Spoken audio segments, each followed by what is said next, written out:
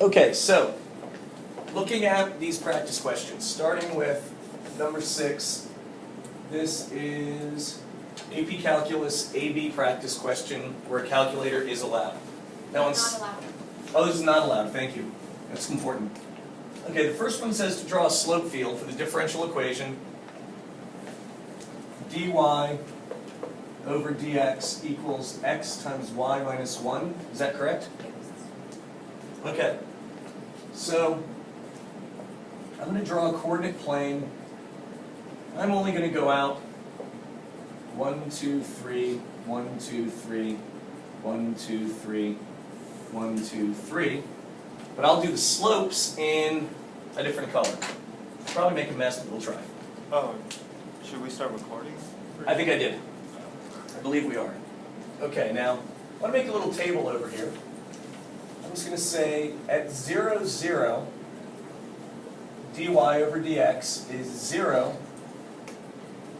times 0 minus 1. What does that equal? 0. Zero-ish. So, I indicate that there is a slope of 0 there with that dash. What's going on, bless you, at, what's going on at 0, 1? What's dy over dx? It's still 0 because you have the 0 outside.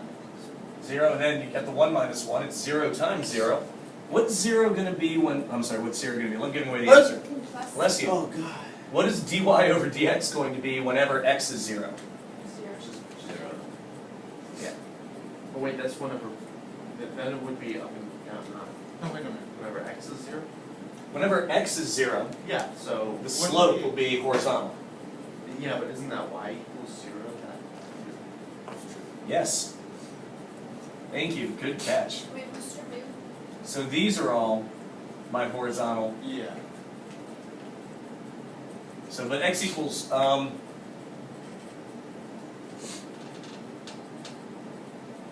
so those are all horizontal.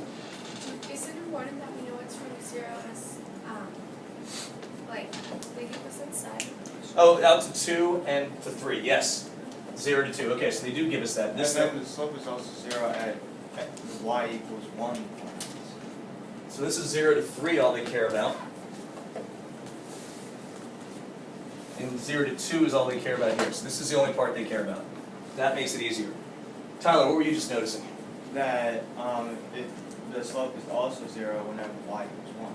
Awesome. Whenever y is 1, we have 1 minus 1. So those will be 0 slopes. So let's see what else we have to care about.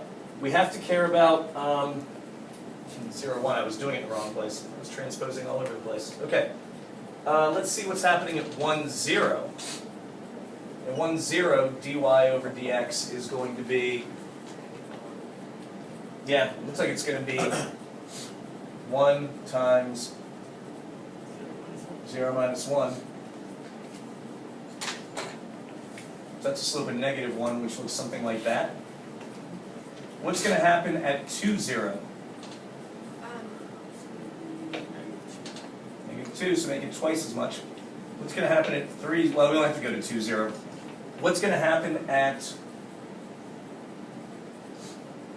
1, comma 2?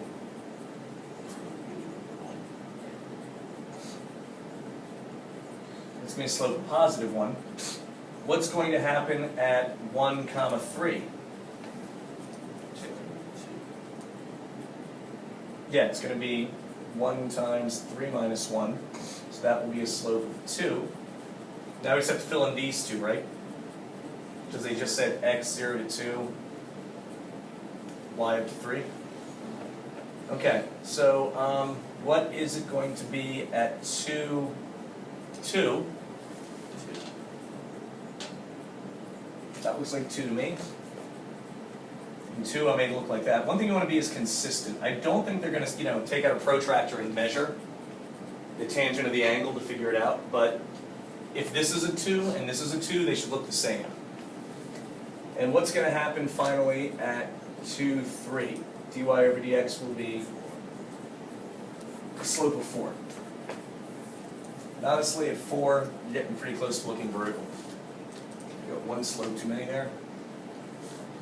So that now includes the part where it said they wanted x to go to 2 and y to go for 3. How's that for a slope field?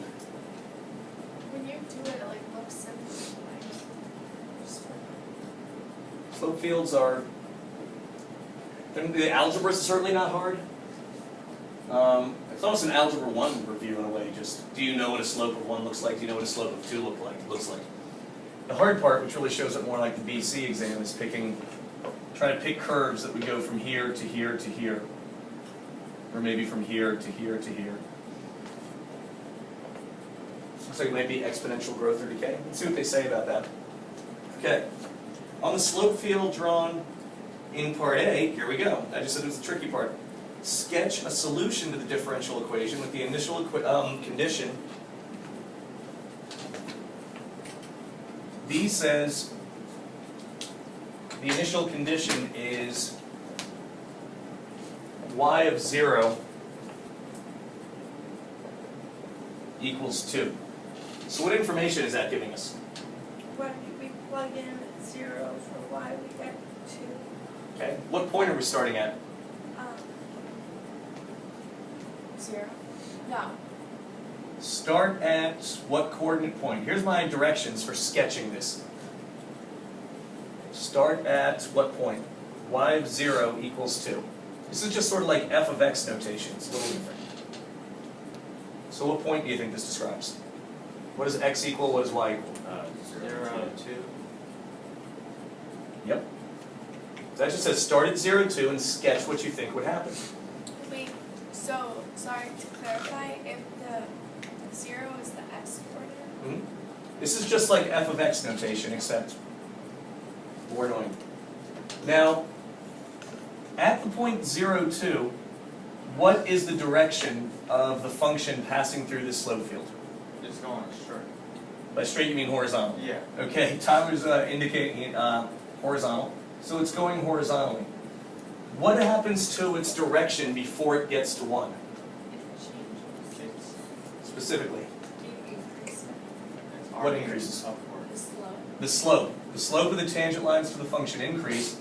So it starts horizontal, and then it definitely starts to curve upward.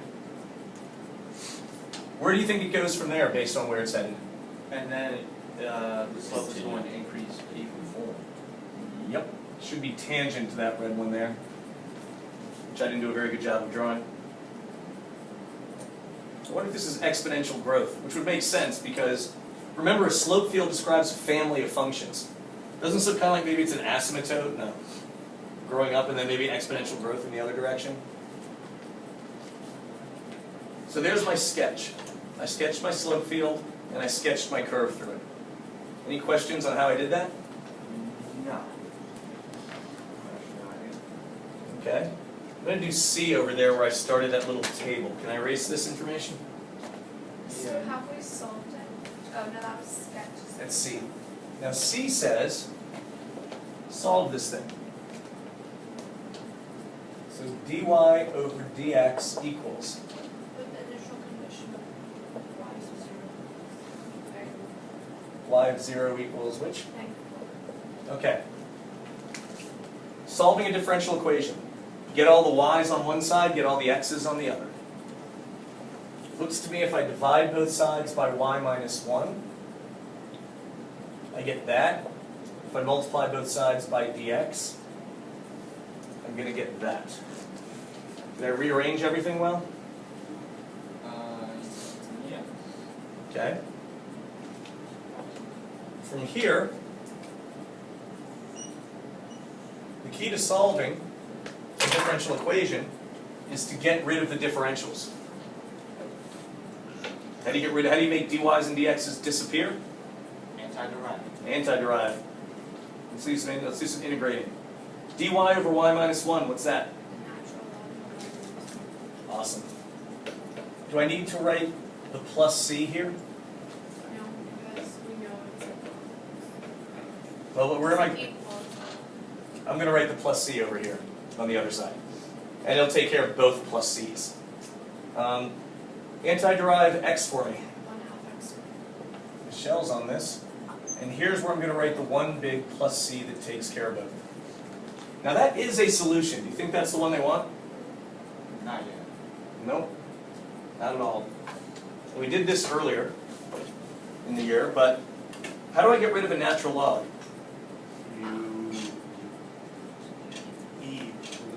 There's no good verb for this, is there? Yeah, there's no good verb for this one. Exponentize it. I am going to make both sides of this equation into exponents. I don't know. It's not one I've used. I have to make sure I put everything up there.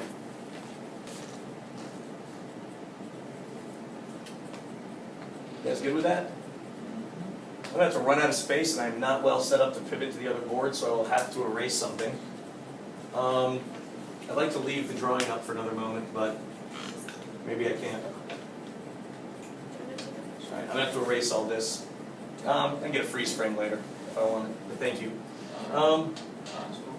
Okay, so I'm going to erase this part.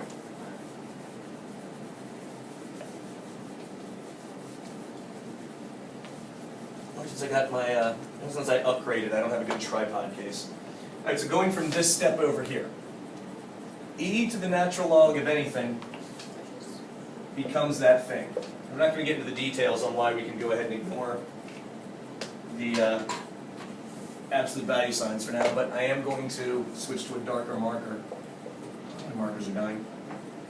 Okay, now, e to the 1/2 x squared plus c, I'm going to change to e to the 1/2 x squared times e to the c. Because if you're adding exponents, addition in exponents can switch to multiplication between two separate exponential expressions of the same base. Just like if I said, what would you get if you multiplied these together, you would add these exponents. Just doing that backwards. E raised to the c is just some number. Yeah, so I'm going to make it capital C, e to the 1/2 x squared. Oh, that's where you get your C. Yep. Just remember this. Remember I showed you guys this is where c e to the kt comes from. You got e to the c is just some number, so why not write it as just some other number out here? We don't know what it is. So y equals capital C e to the x squared over 2 plus 1. This is looking more like a solution. Is it a solution yet? Can we bring down the square? Not without logarithms or something fancier. It's not specific enough. It's got one thing in it that's still too general, and that's this capital C here. Got to get rid of that. Do they give us any information to help us get rid of that?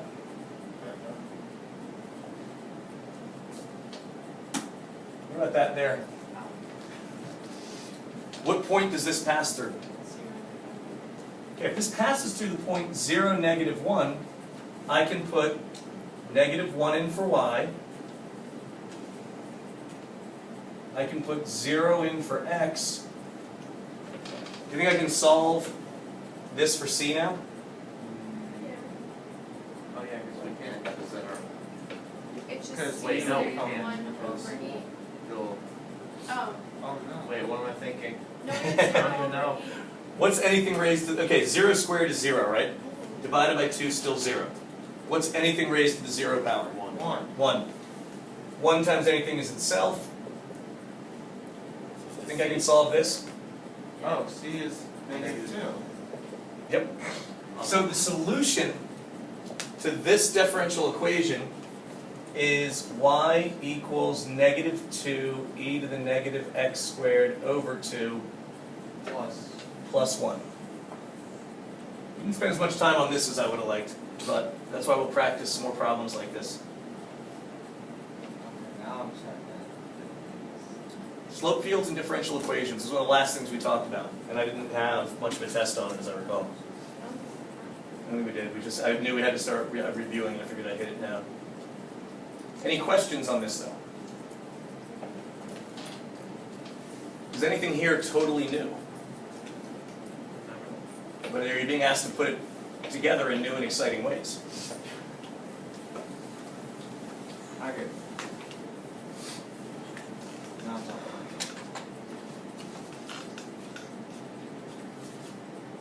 Any questions, comments, concerns, compliments? Can we do number 5? Okay. Number 5 got a little bit, not much anyway.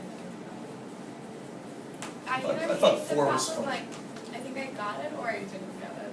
Just totally I'd love to get to, even though Michelle and I talked about 4 yesterday, I'd love to get to 4 with everyone else because it takes things you definitely know how to do and asks you to do truly new and crazy things with them. I think long time. Hope so. Maybe. Depends on 5 takes. We're doing 5, right? And I wrote 4 up there because that's the one I really. We can do 4 if you want. Nah, let's get 5. Okay. Consider the graph of f of x shown, which consists of 4 straight line segments. I'm not going to get away without drawing this. Okay, so we start at -1. We go up to 2. Then we go from here.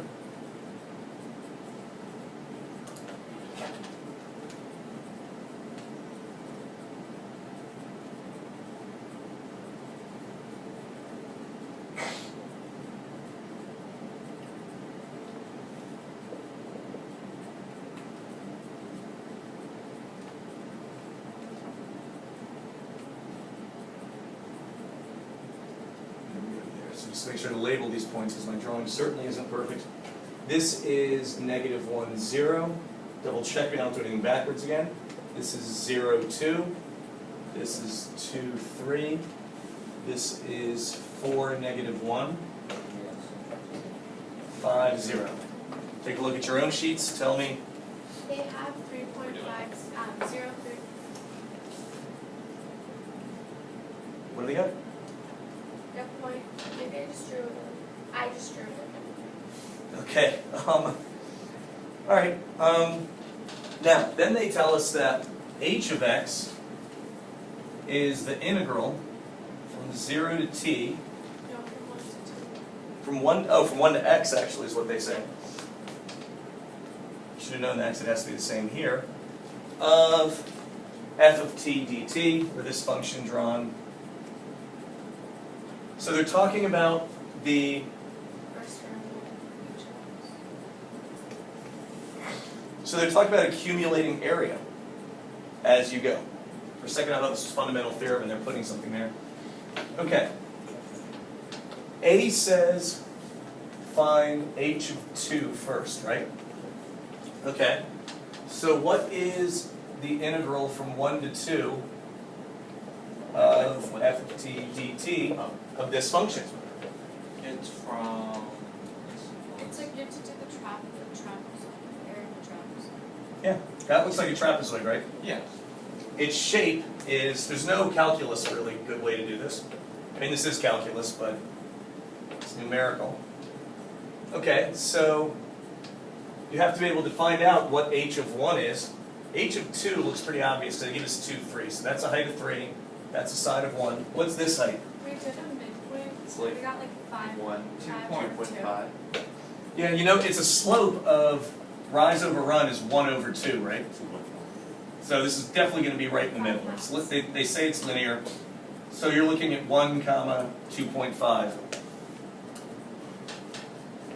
Area of a trapezoid is 1/2 base 1 plus base 2 times height. This is the height of the trapezoid, and these are the bases because it's on its side. Is that a Pardon? lot? Is that a lot? I don't know. No, it can't be. It's going to be half. It's going to be half of 5.5. 5. 5. It's 5.5 times a half times 1, right? 2 point. Oh, I think I get where it's at. You may have gotten it. Okay, sorry. So 2.75 should be that area, right? So that's the first one they asked for. And then they say h of -1, right? Yes. Okay. Here's the trick on this. I know we talked about it, but I'm not sure how long ago we talked about it. Go backwards. If you're going backwards, it's easy to go backwards.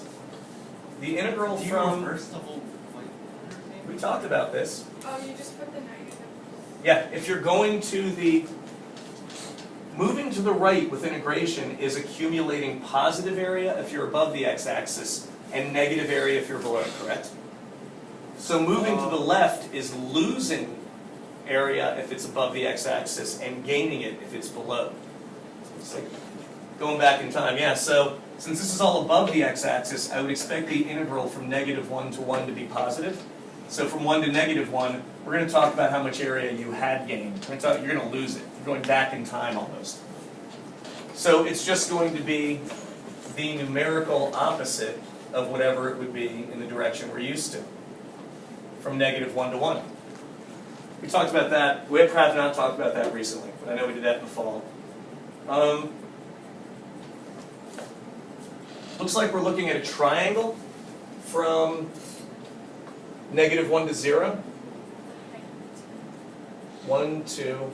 So the area of my triangle is just 1/2 base times height, 1/2 2 times 1.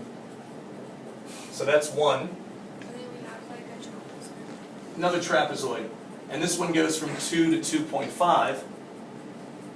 Running out of room down here, but my second trapezoid is on 2 on the y-axis, then 2.5 we already found with 1.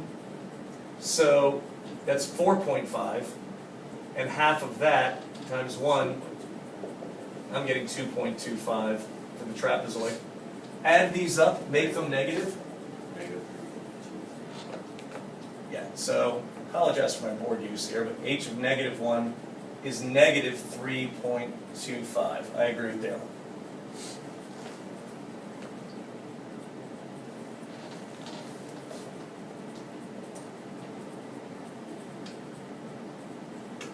All right. Any questions on that one? So far, it's a geometry problem with calculus phrasing. B.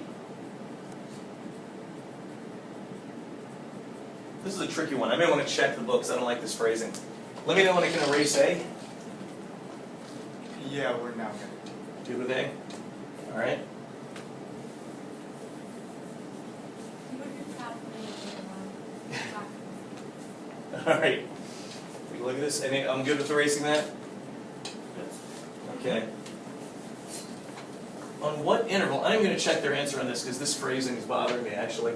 Is it just a negative? Well, B says, the question is, on what intervals is h of x decreasing? Now remember, that's not the function. That's the area you're accumulating.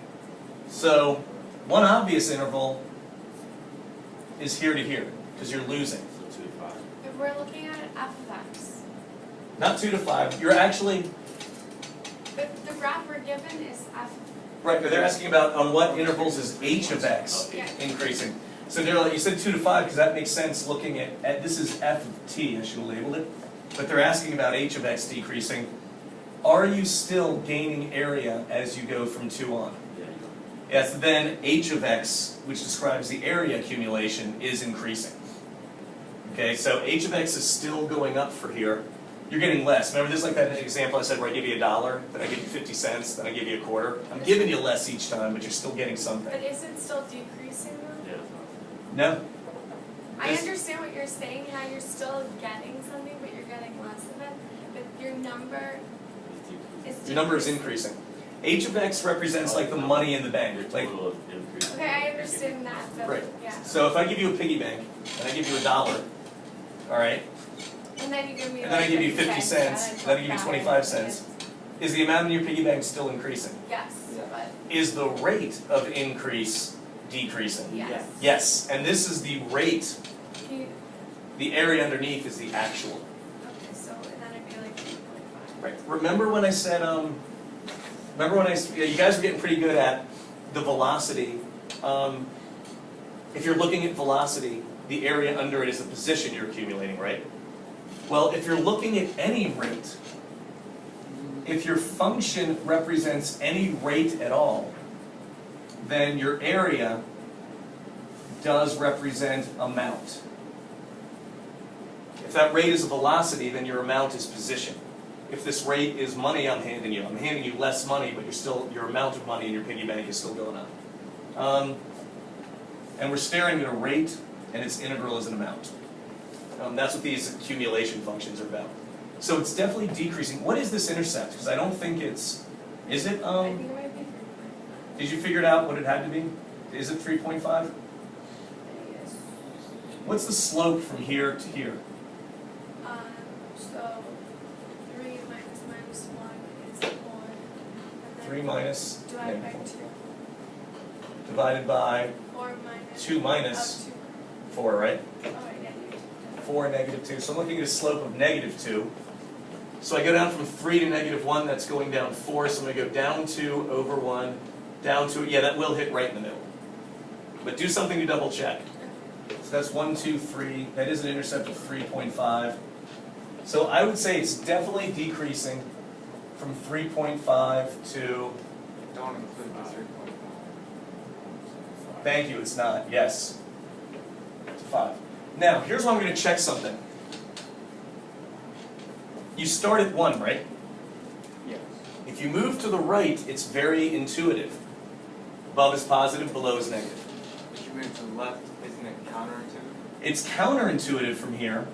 So is this function increasing or decreasing as we go from 1, like from here to here, this looks like an increase. So we go from 3.5 to negative 1. Well, if we go from, let's start at 1 here. If we're going from 1 to 3.5, we're definitely getting stuff.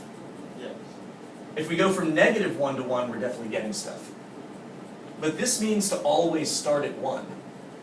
And I'm honestly not sure if that means from 1 backwards to negative 1, if that's also a decreasing interval. So I'm going to check what the book says on that.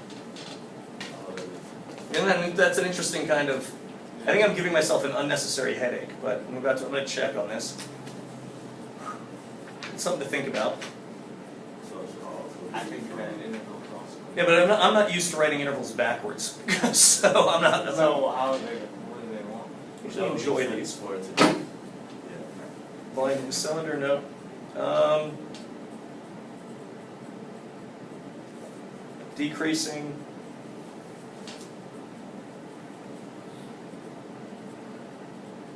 F of x is less than 0. Wow, they have a long justification, and they only say 3.5 to 5. Okay. Do they say to justify your answer? Maybe they're just Yes. ignoring the entire, like, Yeah, they're ignoring this whole question, which is probably a good idea, because we don't usually do intervals from should we just do right to left. Yeah. So don't worry about the starting point. But I did just describe this as a negative answer, and so did they. So, but it's only they really want you to just think as you go from right to left. But okay, so that's the only interval. To justify this answer, what did we say? I would say you are still not you. I'm not anthropomorphizing it. X. F of h of x still represents positive accumulation area above x-axis, if you really want to be picky, from left to right.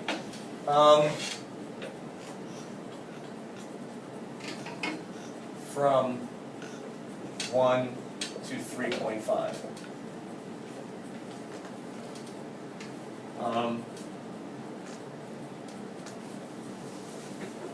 And then something about h of x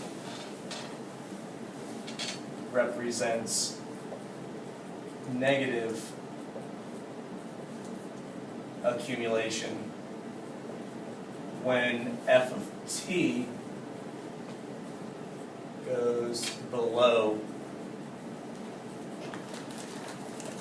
the x-axis.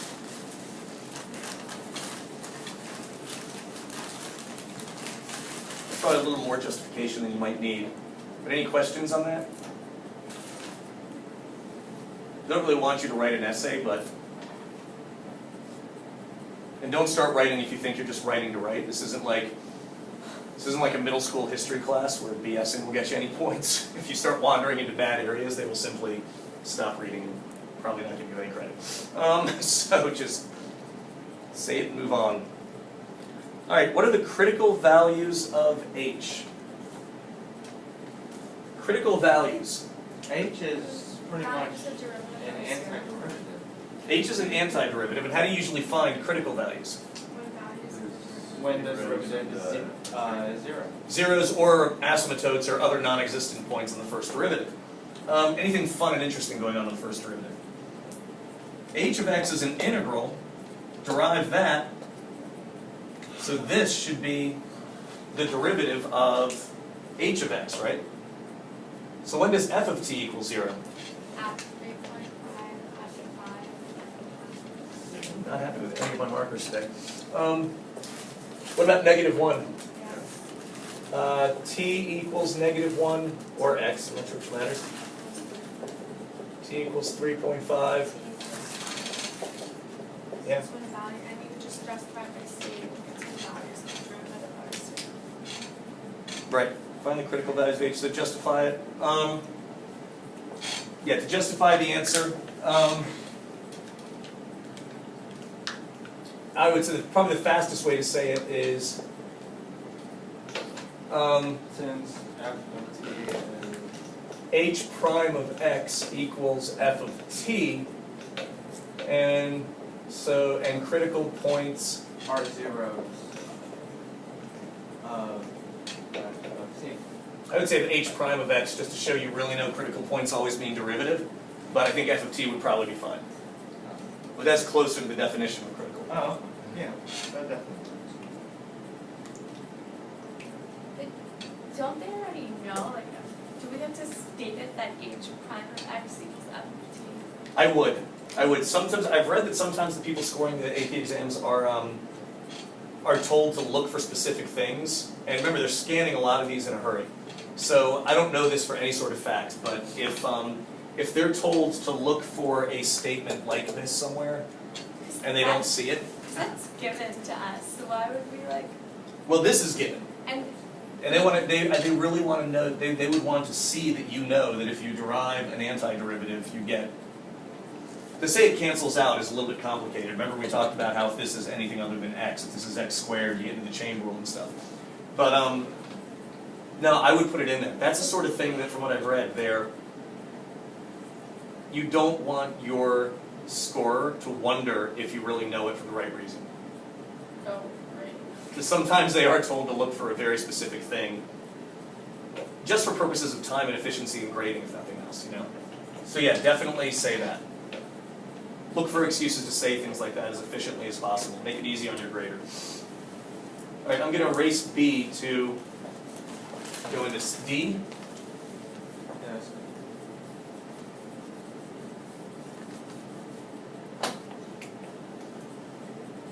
So D is, what are the points of inflection of H?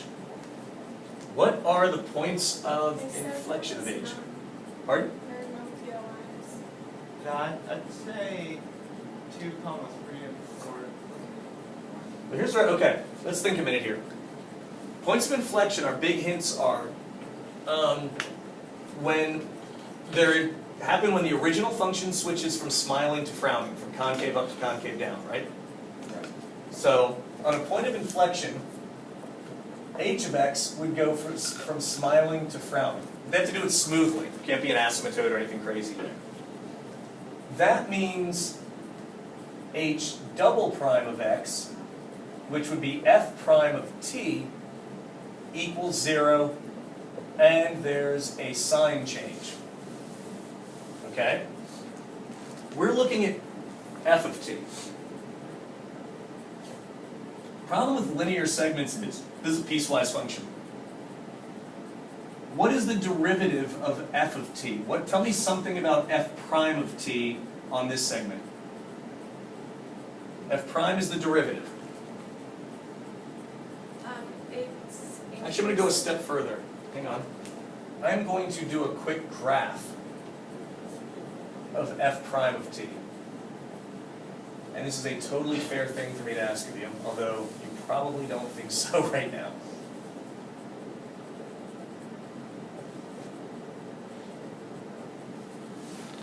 Okay. From -1 to 0, what's the slope of this line? Positive. Positive what? One. No, Up 2 over 1, right? yeah. Positive 2. Okay, I am graphing. So if I graph f prime, I would have to, and does this slope change at all between -1 and 0? Then f prime doesn't change between -1 and 0. Can we put that slopes? That is the slope. This y value is positive 2 because this is a graph of the derivative. So if this is a slope of positive 2, the y value is going to be 2 on the f prime graph. And remember, this is the second derivative of h of x. All right? Remember I said all year they're going to give you like one graph to look at and ask you questions about other ones. What's the actual slope from 0 to 2? Positive 1/2, right? Is that about is that a y value of approximately positive 1/2 on my f of t graph? Hope so. Well, that's what I'm going for anyway. What's the actual value of this slope from 2 to 4? -2.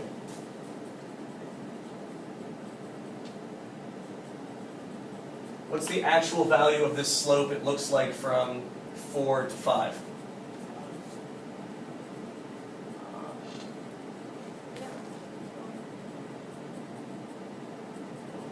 Positive 1?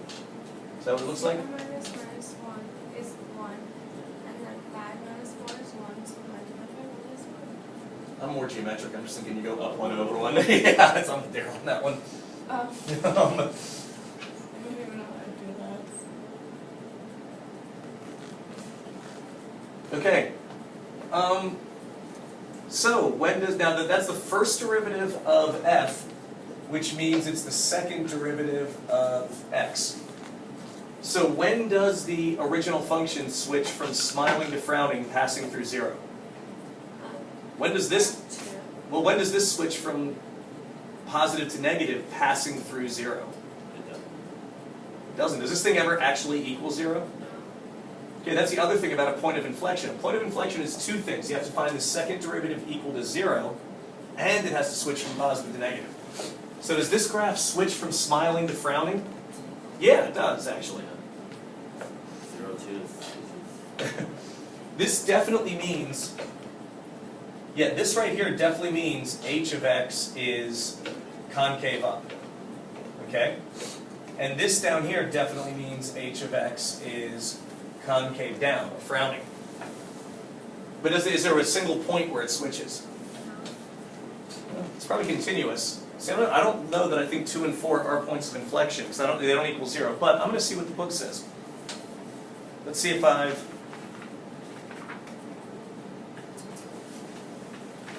Here's a good question. Is h of x continuous?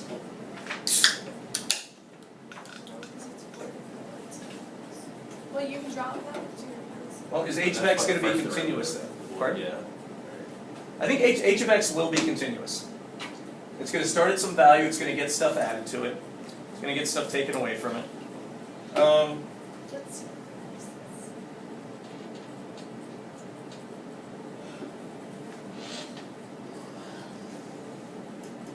Okay, so they're saying those are, yeah, you know what, these, this is part D, right?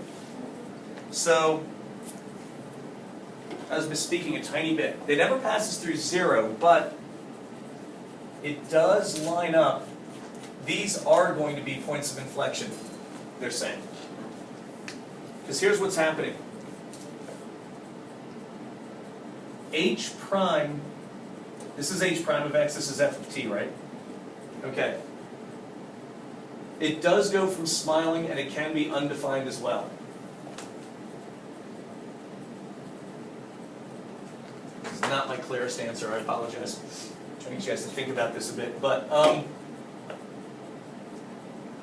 here's where we start on h prime of x. I don't know at what value, but picture h prime of x for a minute, right? It starts somewhere, and then we add to it, and we get to here. And then we add some more from wherever we left off. If you anti-derive a line, what do you get? seems like a random question, but if you antiderive a line, what kind of shape do you get? Michelle says parabola.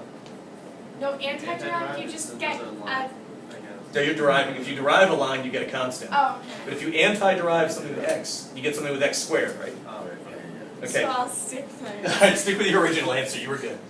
So, Yeah. here's h, so h of x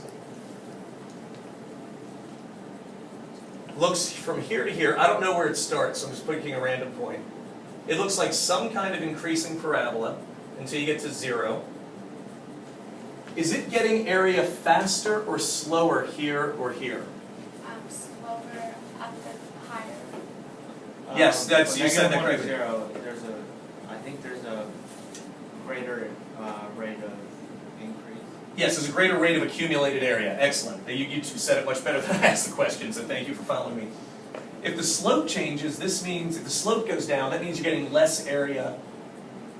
You're getting area a little less quickly there, even though, but you're starting from a nice high point, so that's good. But this should be a less steep parabola,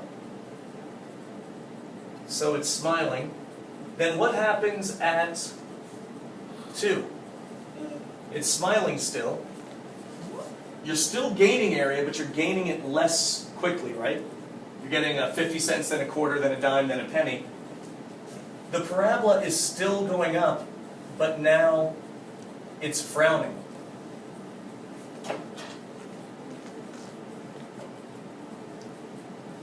Where does the parabola turn around? At 3.5.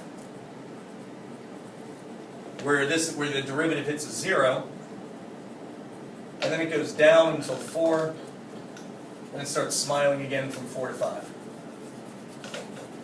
So did we go from a smile to a frown with continuity on h of x? Yes. Yes, so even there's a break on h double prime, there's not a break on h of x, so that is a point of inflection at 2 and at 4, where we switch from positive to negative on the second derivative, even though we didn't pass through 0. So I haven't been stating that rule very well. The rule I was stating you had to pass through 0 is only for continuous functions like polynomials. So those do work as points of inflection because they're continuous on the original function. Do you get what I mean by that? Like, you're getting more money, and then you're getting money, but still less money, but you're starting from wherever you left off. So that's why the original function will be continuous. I think we're going to get back to number 4. We'll do that tomorrow. That's part D. Part E, see if I have just enough time, says, the question is, find the absolute maximum and the absolute minimum of h, justify your answer. Don't want to have time to justify it, but Find it, maybe we do.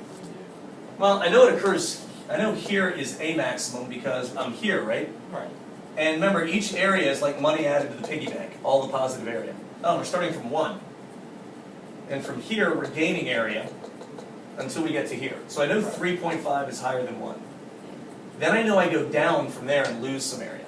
So I know this is a relative maximum.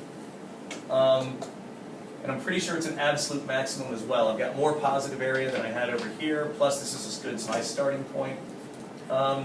Should be at 3.5, and we'll justify it tomorrow. And what's the absolute? The absolute minimum is